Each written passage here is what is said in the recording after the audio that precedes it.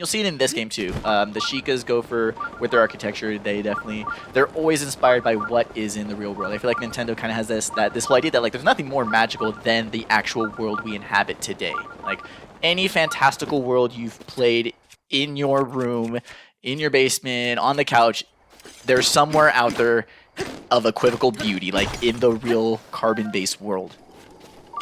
I mean, I think that's sort of what helps a lot of Nintendo games shine in a way, because obviously there is so much fantastical stuff here. Like half the stuff that goes on in Nintendo games is absolutely batshit insane, but there's so much of it that is grounded in at least some part of reality that you can recognise it, but also it makes reality just that little bit more special as well. Mm-hmm. And I think that's what helps them shine so much, because you're just always getting to experience joy. And I mean, that also, I'd say, follows through into...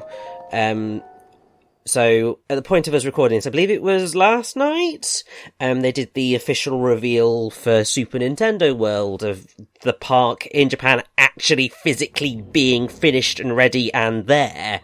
And just looking at some of the stuff that they've done in that whole idea of theme parks is just like, oh my god, that's really clever, that's really fun, I want to go there. I mean, I'd want to go there anyway because, you know, Nintendo nerd, why would I not? But actually, in terms of a lot of the stuff that they've come up with and a lot of the ideas and things that are different to a standard theme park, I mean, different to even Disneyland, which is basically the main template for most theme parks these days, it just seems really cool and exciting, and I think it's an approach that they do seem to take with anything that they decide to create. Obviously, there's a whole separate issue in terms of business practices, etc., etc. That's a bit more dodgy. But in terms of the creative output, there's a lot of just continually phenomenal stuff here. Like, you're always going to have, like, business-wise, a disconnect between your design and making team and your producing funding team. Like, that's just the world we live in. That's just capitalism, baby. And so you're always going to have, like, this tension and this dissonance here. And it only gets muddier when you have individuals, you know, when they get to higher positions of the company where they serve both roles. And so that's where you get things where, like, a bad idea gets funded, or maybe, like, an opportunity for a product to be the way it could have been just was not the way to be. And, like, that's just also the whole art process, too. Like, that's why all games, even if they're not 10 out of 10 game of the year, like, that's why it's still fun to, like, just go out and play those. See what happens, see what can be learned. Like, it's a whole continuous process. It's a whole evolving medium, and that to me I think is also the fun thing about gaming, is that we can see just within our lifetimes just like just changes within this medium, and the whole fluidity of this medium I think is just really great. You can see the difference between a world before Chibi Robo Ziplash and a world after, and just how that changed everything. Academically, I mean, it's the genesis of so much. Like that, Evangelion, there are just moments in history that just, boop, that happened, and then everything changed. So, interesting that you're using the barrels here. I think for this, I just dropped one of my bombs on there. But this is also a strategy that seems to work. It's okay. I'll cut down some of the more egregious errors, because it's been a while since I've played Breath of the Wild. I'm not going to remember every single puzzle solution, and also I'm playing live, so... You've been trucking along, dude. And also you've got three randos just nattering in your ear like a crazy, deluded podcast, yeah. Which is always going to be off-putting when you're trying to do some of these... clever twisty-turny puzzles. Oh no, we're not at the twisty-turny one yet. That's the one that's going to be fun, where you're going to have to flip the entire console upside down. Well, at least if you're playing portably. Okay, so dual mountain, new area to Zelda, mostly kind of. I mean, there's been like double mountains. Death Mountain has sometimes been like a double mountain. So, but I feel like they put a lot of the dumb shrines on dual mountain, and we'll get to them. Like, there's two at the top. Not a fan of either of them. And I feel like all the ones in this sort of area, which is weird because this was actually when I left.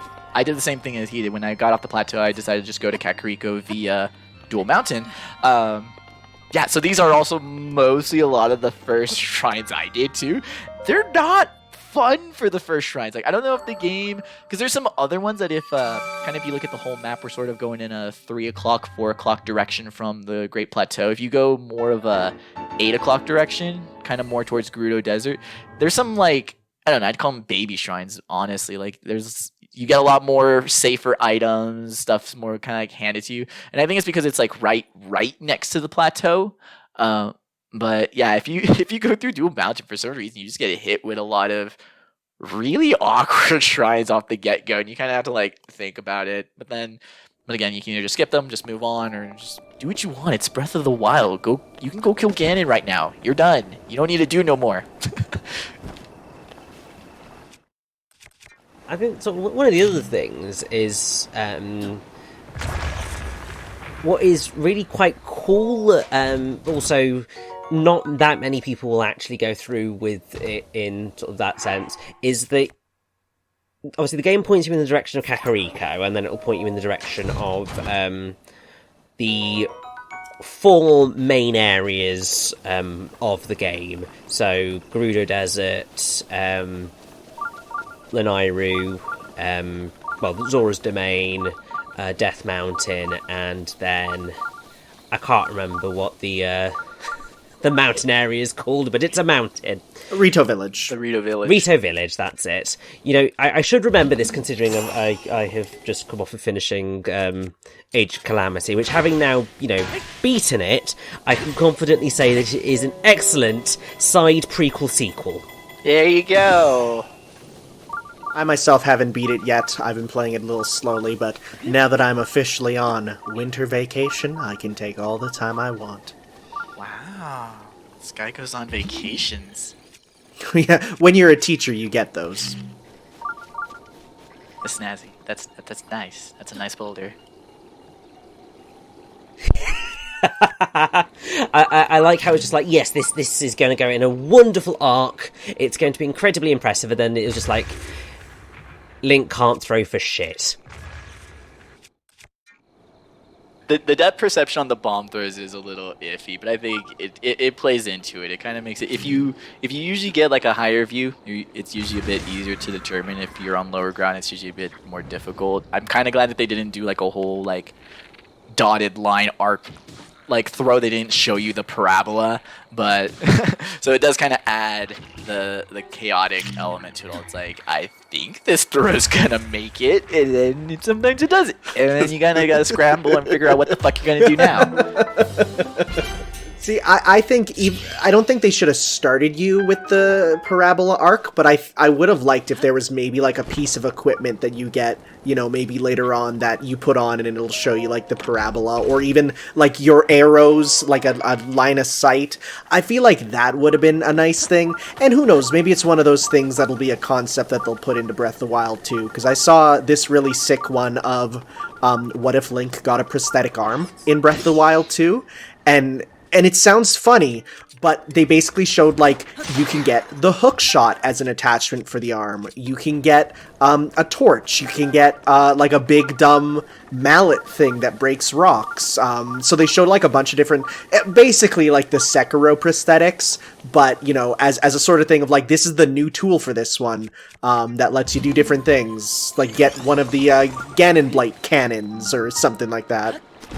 I mean, it has footing, just with the whole Sheikah tech. I mean, the Blythe Ganons are corrupted Sheikah technology. The shrines here are made for Sheikah. So there's, like I said, with this game, they like really wove the Sheikah into this, and they really leaned into them being like the tech engineers. Like before, they were like it was more mysticist. Like they were shadowy things. They were just mysterious. Was kind of really their word.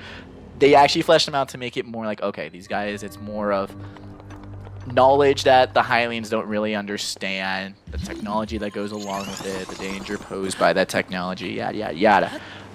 But, I mean, yeah, kind of like how, like, the training could be, it works. Like, yeah, the tech's there. It works. You can just have him do it. Especially, like you said, if you can throw in that, you throw in the hook shot, you throw in the grappling hook. Like, all you ever really need to do is just throw it to an item in another Zelda game, and it works.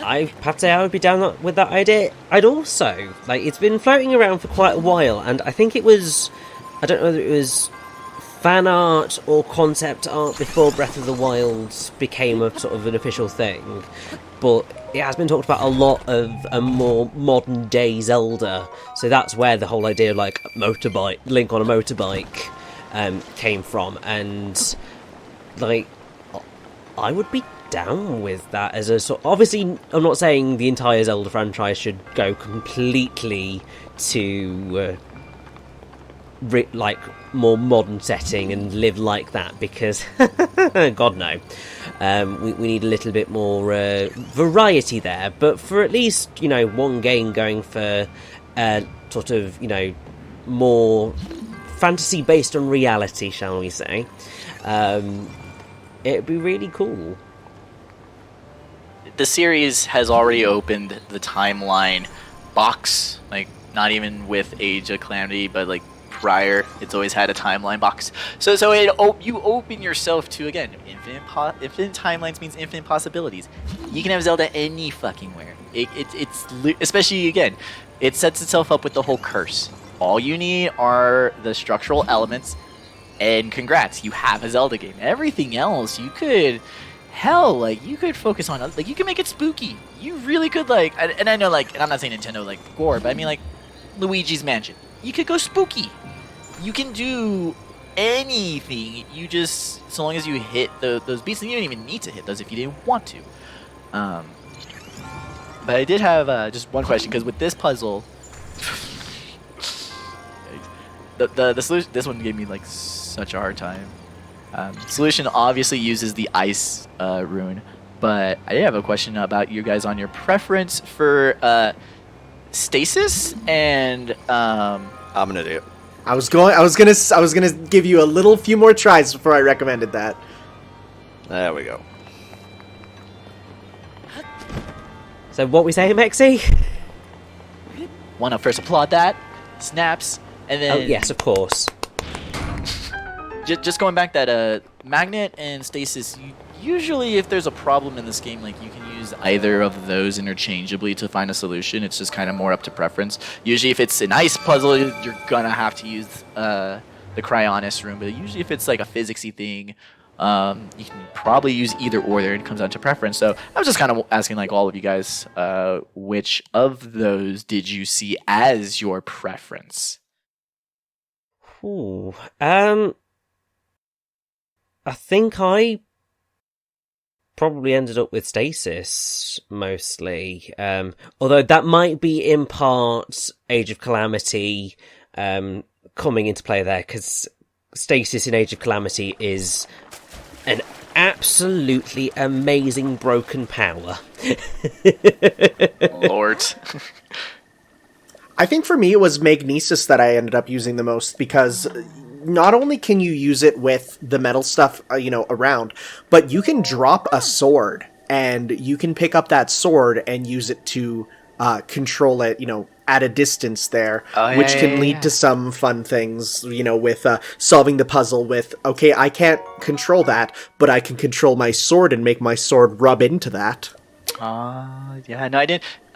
So I was watching a streamer that he did the Eventide challenge without touching the ground, and a lot of how he was able to do that was by using the boomerang as his main item manipulator.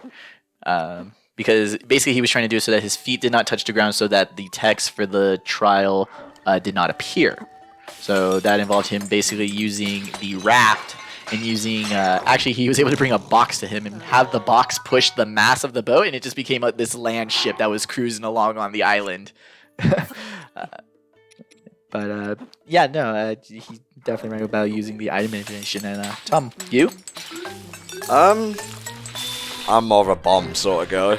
Hey, the correct answer. It's always a go-to. Trick question.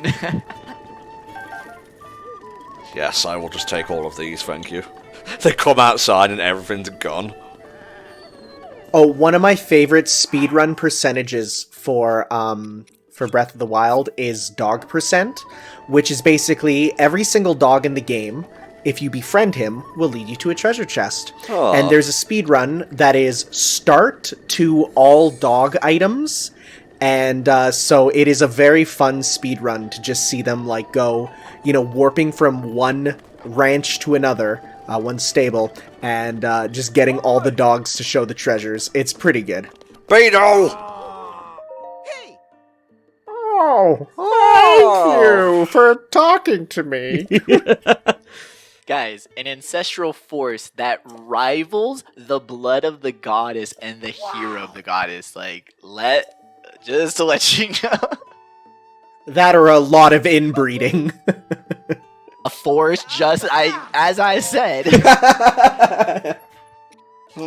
I will take all of these. I'm going to need a lot of arrows throughout this game. You are indeed, and that is basically most of your money gone for now. Well, you see, I have been, You can sell a lot of gemstones and get a lot of money. You can sell organs on the black market. I can! Where is it? Amber. That's what I need. Take them all. Yeah, so this is also just on the design of the shrines, is that they do function as the rally points across Hyrule. So there's some that are specifically tied to be a quick teleport to the associated ranch. And so you can always use those for your restocking purposes. And then again, inside these ranches, there are recipes on the wall, which are drawn in these cute little designs. And kind of how we mentioned before, that I really thought there would be written recipes. I mean, you have these visual representations of the recipes, and they let you know some of the good recipes. I mean, some of them, like, you make a really cool, like, paella dish, and it doesn't really do anything other than make you faster, and you could do that by eating some mushrooms anyways. But, I don't know. Maybe they'll probably come back around in Breath of the Wild 2 where, like, the dishes it'll be a bit more beneficial to kind of, like, know the specialty dishes versus just kind of... Because you can very easily just min-max it. Like, it literally just... You can just maximize bananas for strength and then just use clothing for any elemental issues you might have. One thing I will say about this game is that I feel like it has the best NPC designs, and I don't mean like the important ones, I mean random villagers. Because a lot of the random villagers, there's a lot of variance, and there's a lot of times where they don't look, out of place, but they don't stand out too much. You know who are the important characters, but you can still look at them and say, like, you look like the protagonist of your own story, and I like that. Because, honestly, after Twilight Princess and its beautiful NPCs, I was like, man, I sure hope we get, like, I hope we don't move away from NPCs being, human-like, because, yeah, Twilight Princess's, villagers are some of the ugliest people I've ever seen. Speaking of inspirations, I'm so glad that the Queen's Gambit was inspired by Twilight Princess. So glad they included that. I'm sorry, where in the Queen's Gambit was Twilight Princess referenced? Oh, just facial structures. It was just shade. I was being mean and petty by taking all that. Yeah, that's rude. That's rude, Maxie. Yeah, it's very rude, because the Queen's Gambit was an excellent series. It was pretty good. Now everyone's just playing chess online and it's not fun. Yeah, there's fucking alien people with their eyes too far apart. To be fair, the boys' eyes were too far together. Balance in the universe, it comes. Oh, are we near our best character? I think we're coming up on him. These are coming. There's a whole nother run, too, where it's like they gather every single seed before they even talk to him the first time. So again, because there's so much content in the game, you have all these abilities to play it however you like. You want to just do the beast. You want to just do this. Do none of it. Do it all. You can. Something interesting is that this game has so many variables, and yet for almost every single one, like if you were to somehow get to Zora's domain before even running into Sidon, there's unique dialogue for not having met Sidon on the way up. Even though it's almost impossible to get up there through normal gameplay, they absolutely will come up with special dialogue for meeting characters later on who you should have met already, and just being like, oh hi, I'm this person we haven't met yet. Yeah, definitely anything post Impenetrable Fog, I feel they were on a design level, like, anticipate this being the first thing this character says and the like last line of dialogue that a player ever sees. Like, just because like they had to anticipate that. Like, so it's going to be all or none. And thankfully, this game doesn't fall into usually the trappings of games that have that type of structure, where your 4 paths all end up having the same difficulty curve. There's definitely some that feel a bit more difficult than the others. There's some that offer specific advantages over another. It feels very, robot mastery, kind of like, I happen to get this one item, so now your level is completely invalid. Yes. I mean, the route that I think most people take, and the one that's sort of recommended the most, is Zora's Domain, Death Mountain, Rito Village, Gerudo Desert. But then I think I saw the other day that I think quite a lot of people like going to Rito Village early because they really, really like having Rivali's Gale as an ability.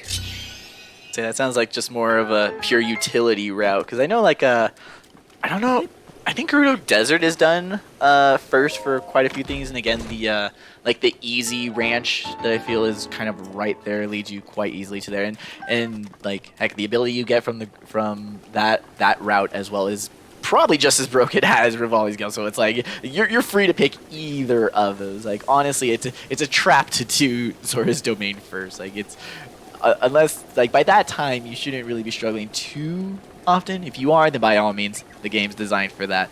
But I mean, I haven't played through the game as frequently. It's kind of an issue that I've had, since I've played through it about once, and I've watched it more after that, just because it's such a big game that I can really just send myself through this over and over and over and over again.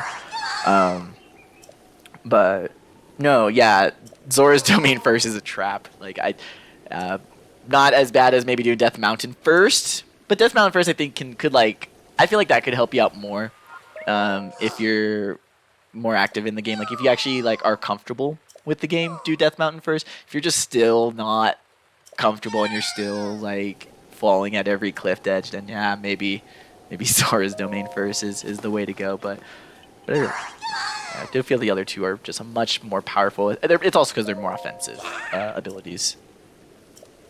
So, just as a question, what order did each of us do our first playthrough in, if you remember at least? Tom, which one do you remember the order you did it in? I think it might be Zora, Goron, Rito, Gerudo. That was, I'm pretty sure, my route as well.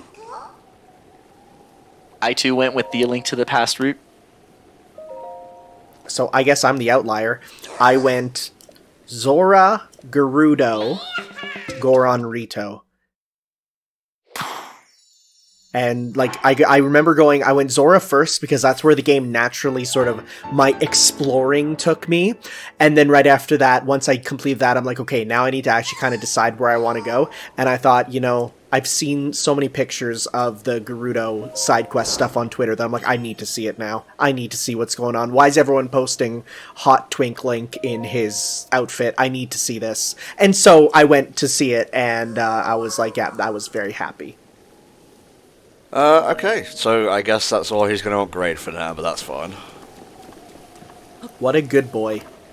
Right. So, having just experienced Age of Calamity through lore alone, have any of you guys played as Hesta? Like, how are his game feels? Well, honestly, he's really good. The best way to describe him in terms of warrior style is he's one of those sort of characters who summons minions to attack commander style, and so he summons a ton of Koroks. And as you fight with him, you'll send out more and more until you have an army of 30 of them, Pikmin style, that you just command to do attacks. It's incredible.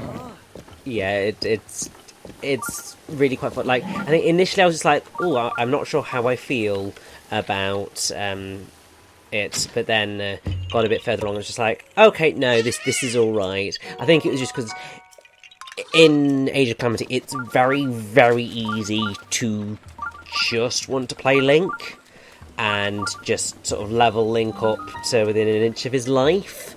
And that's perfectly fine. The game pretty much allows that. You just probably also want to make sure that you're leveling up Zelda, because otherwise you might struggle a little bit.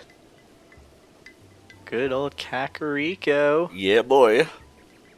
And our first real instance of meeting proper Sheikah NPCs, because before this, you pretty much had Impa, Sheik, in quotation marks, Impaz in Twilight Princess, and Anju was given Sheikah traits, but it's more just kind of, she was meant to be like she's a spear successor as opposed to, like, well, she was just meant to, like, reference them, but kind of, sort of. this is the first time we really go into, like, hey, there are people that are, like, fully separate from, you know, the Hylians, the humans, and all the other races. Before it was always sort of confusing with them. It didn't get better with Twilight Princess when they brought in like the shadow interlopers, and then they brought in the Twillies. I think probably going to the future, I think Nintendo will probably just reserve the Twillies as like the shadow race there. I think they're gonna move the Sheikah away from that purpose, because I think what they have here is gold. Like the whole aesthetic, the architecture, the inspiration for the architecture here, how like Kakariko is a mainstay. We've had Kakariko probably, like, arguably second game if you want to be silly, but from A Link to the Past, but like it's always been just more, you know, D&D, like cottage town inspired, especially like with Ocarina of Time. So just the whole switch to the more Japanese aesthetic, I love. I think this is probably my favorite Kakariko village. Oh, by far. Because it has an identity versus just being the generic town that you go to. Being the town, which is so weird because, like, they have Castle Town. They have a town with town in the name. And then it's like, and then Kakariko is like, oh no, it's the other town. It's the Sheikah town. It's like, well, also it's full of Sheikah? No, it's full of Hylians. Like, what the like, Ocarina of Time was just always so weird in that whole blandness of it, where like it tried to be complicated with lore, and it's like, no, this is just, what are you doing? And we get a tutorial shrine teaching you, thanks to this relatively friendly-looking NPC here. This guy here. Makes me have some thoughts based on other games, let's say. Yeah. He just wants to give you a hug. Can I not hop with a two-hand? Oh, I'm not pressing the jump button, that's why. There we go. So you need to side dodge into flurry. Alright. Nope, that's crouch. Am I not doing it right? There you go. Go. I like how he's like slowly taking it out in midair. It's like, God bless you, Clover Studio. Thank you for telling the industry, it's like, you can have dodging, but what if you had timed dodging? And everyone just, it's literally the Big Boss meme. It's just dodging. Everyone just looks at it. Time dodging, and everyone just gasps. And everyone just went with it. I love it. It's in every game now. Well, it's because it's a really satisfying gameplay technique, and it makes everything flow so much better. Like, I love timed dodging more than I do blocking and parrying. Oh, for sure. And like, to me, like, I bring it up very specifically in that context because I kind of was sort of baiting you, was just sort of if you had any input, just like with Bayonetta's like development on like how, because Witch Time is basically like the big ripper opener. That took the band-aid off, where it's like, hey, everyone can do time dodging and have it be a button and have it be super satisfying. But do you know what they were inspired by to like implement that? I don't know what they were inspired by, but I can take a stab at the fact of, obviously, Hideki Kamiya was the person who created the original Devil May Cry. Well, he directed it, and I believe when they decided to create Bayonetta as effectively a spiritual successor to Devil May Cry, Hideki Kamiya very much kind of looked back at the experiences that he'd had with sort of the original game. I think he also ended up playing through like quite a lot of Devil May Cry 4 to see where the franchise had gone.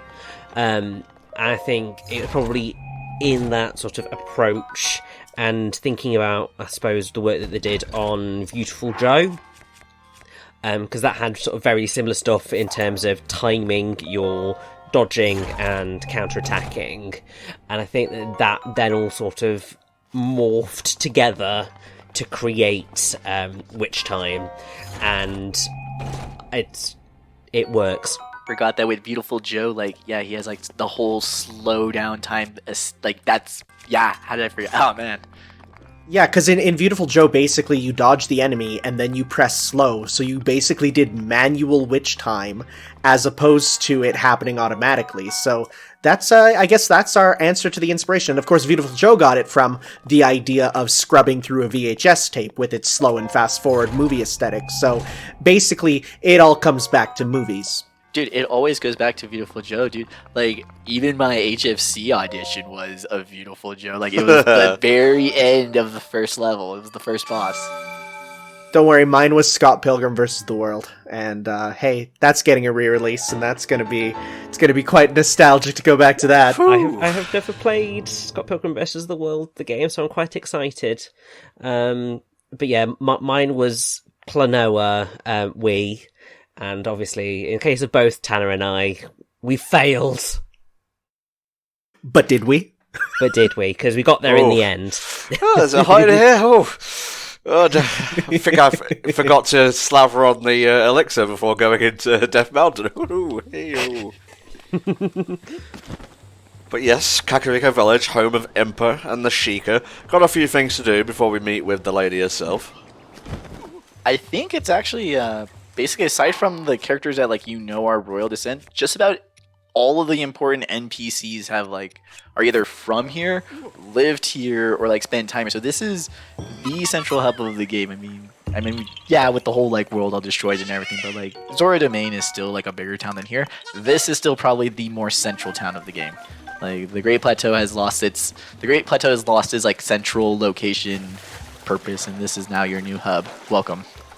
I think it's the one with the most side quests, because there's a lot of different ones here that have different NPCs giving you different quests, some of which are pretty simple, some of which are a lot longer, some of which have, once you complete it, the ladies who give them to you are like, dang, you're pretty cute, and you can either go, yep, or please stay away from me, I'm saving myself for Zelda, which is a lot of fun. And that wholly just depends on whether you've equipped the purity ring or not. So just, always keep that in mind with your inventory. Items have abilities. And dude, that totally reminds me, I remember when this game was in development, they had a whole press release where they were like, oh, the new Zelda game is confirmed, because that's how game journalism works. It's confirmed to have rings just like the Oracle games. And dude, they used the Oracle games against me, because I was like, oh shit. The fact that they even looked at it, the fact that they were, yes. But I guess obviously, it more just ties into the fact that you can equip clothing that offers benefits, and that's very similar to the ring system. But they almost had me there, because you had the whole crafting thing and everything going on with Skyward Sword. So I was like, oh shit, here we go. We might even see Vasu again at something, but nah. I don't think Vasu would come back in this day and age. What? He could, maybe as a Smash Spirit.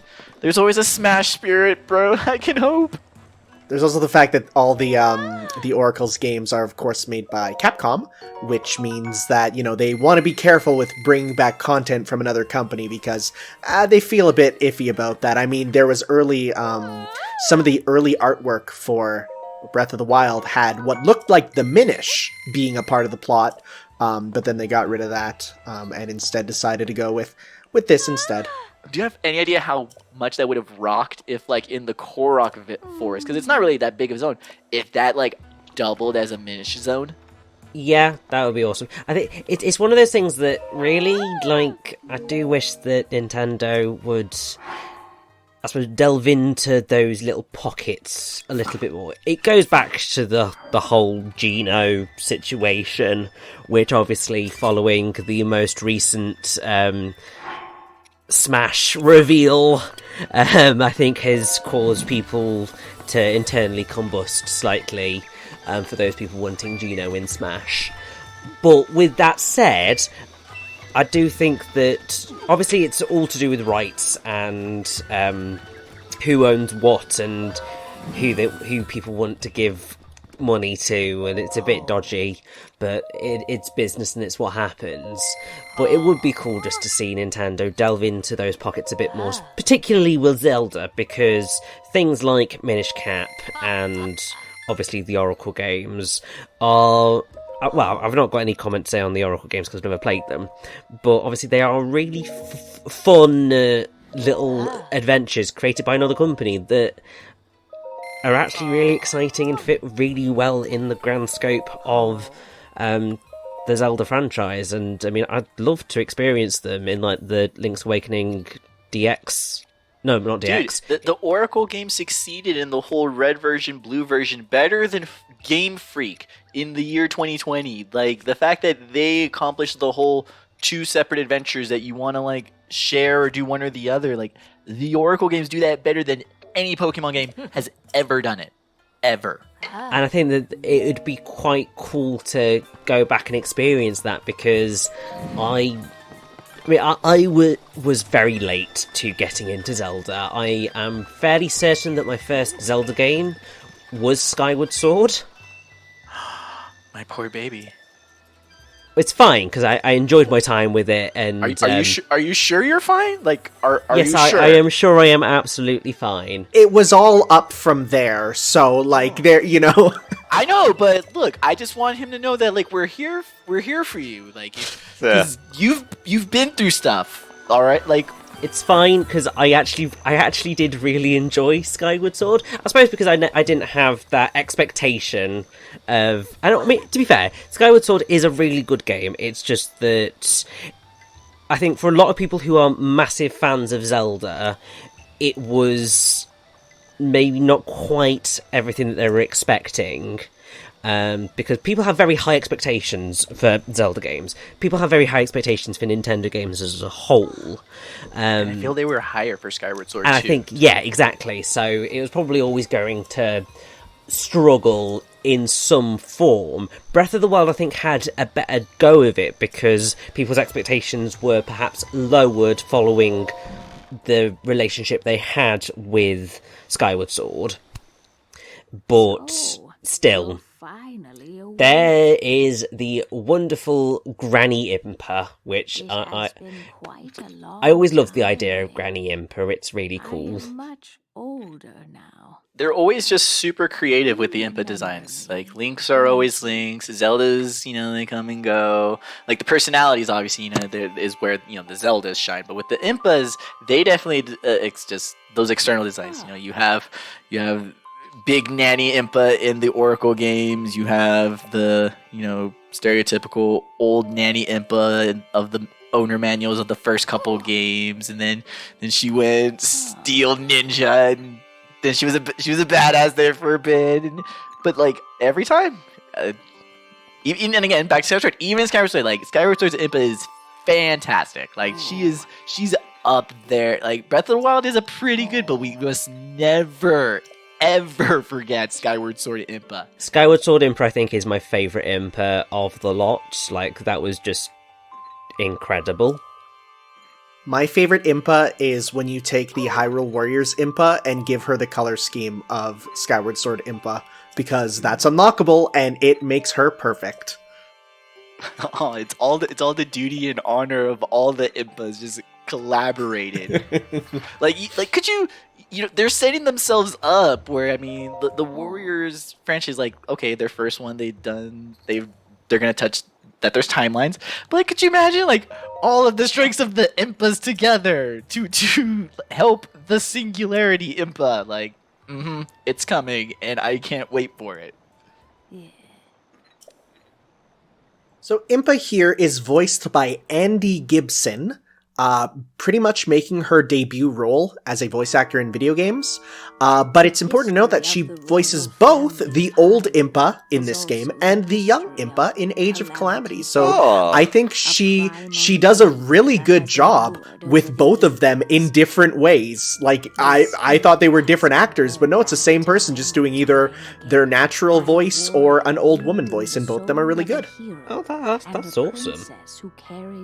Impa was actually the first voice we heard in the Breath of the Wild story/launch trailer. So, in a way, she's the one who introduced us to voice acting in the Zelda franchise. Yeah, because remember that whole trailer, Zelda crying in the rain, and we had no context of anything. We're just like, what? That was a fucking good trailer, mate. Like now, I don't know. Maybe I've gotten a bit more cynical, and it's just more speculation stuff. Like I feel a lot of people are waiting for games for content rather than for the game itself. But definitely when the fact that they show that some inklings of the plot in this game, mad hooked. Like I mean, usually I'm waiting for the next game regardless, religiously even. But like the whole tech view, that's the thing. It's a curse of Zelda. You should never judge the next Zelda game by just like a tech viewing. If they included some Zelda footage for a new console, that's not the new Zelda game. They just used that to test what can the console do. It's the reason we haven't had that HD Armagoma fight. It's the reason the Link and Ganon fight at the Space World didn't happen. Like those are tech demos. So when they had the whole Guardian chasing Link, I was like, okay, always remember this is to show what it can do. But then once they got into like, no, here's the plot. This is what's going to happen in Breath of the Wild. I was like, oh, we're good. We're bless. I think one of the things there that is obviously quite exciting is that if you look back at those previous tech demos, obviously the Link and Ganon fight was based on Ocarina of Time going into the GameCube, and with obviously the Wii U, it was Twilight Princess going into the Wii U, although obviously the Wii U didn't technically have its own Zelda game. It just had remasters, and then the Breath of the Wild sort of was originally a Wii U title, but obviously it's much more of a Switch game. Another saddle game. You keep doing this, Nintendo, but pourquoi? It's. I mean, hey, if it's going okay, fine. More people can play it. Brill. Also, from the way that Nintendo has done it so far, you don't necessarily end up with a worse version if you go for the earlier console. Whereas if you compare some of the more recent examples of cross-generation titles, they have not boded quite so well. Okay, I know where this is going. I'm not going to go any further. I am leaving it there. But obviously, it's quite obvious what the reference is there. And I'm not saying whether that is right or wrong. I'm just saying that it is a thing that has happened. Are we ever going to get a game, do you think, set 10,000 years in the past? Was that meant to be Skyward Sword? Because there were temples on the ground that were ancient even at that point in time. Because there's a prequel manga to Skyward Sword, which may or may not be canon. That. Those always get iffy. Well, yeah, of course, but I think the fact that it was in Hyrule Historia though makes me feel like that has a bit more credence, because like it was not just a random thing that they kind of threw somewhere else. It's like no, it's in the book about Zelda's history. It's probably because they was the only material that covered the topic. So they was like, well, it's at least something that explains it some way. So like, cool, we'll use it. I'm sure though, if we get a game that's like, set in that time period, which of course features a Link with the beard, which is rad. If we do get that, then there'll still be stuff of like, well, no, not yet. There's still more back in history.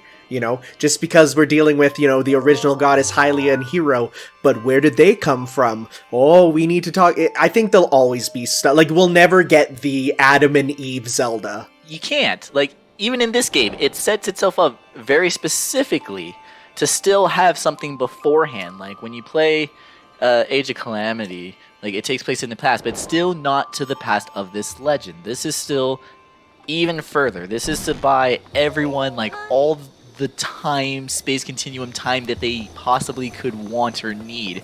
Like, I'm not joking when I call this game a cloaca. All of the timelines pool together into this time, and it seems very much like they're going to start extrapolating out from this moment as well. Like, this is going to be basically like a knot in the many fibers. Like, they all converge, at least they all have this moment, but from there they're free to, like, split off and break off. But yeah, so like, even it with like the past, they're still in even further past. I mean, we'll kind of see it here just with the Divine Beast. They're out and about, but at one point they were used and then buried, completely submerged beneath the ground. They so much time of inactivity and peace that just unneeded. The giant, like, Destructo beasts were just left into the ground, and then they were digged up. And then you have everything involving these characters. Like, these characters, while some are, like, Centurions and things like that, like, their story still it pales to where Breath of the Wild actually starts, and that's just all Zelda games, alright? That's why there's a ceiling wars between A Link to the Past. That's why the world is already flooded in Wind Waker. That's why, you know, Hyrule has already fallen in Twilight Princess. Like, it's just always the structure of Zelda games, is that Link is here to right the wrongs. That's why these are the legends. He has to serve his role into a problem that's already gone, already occurred.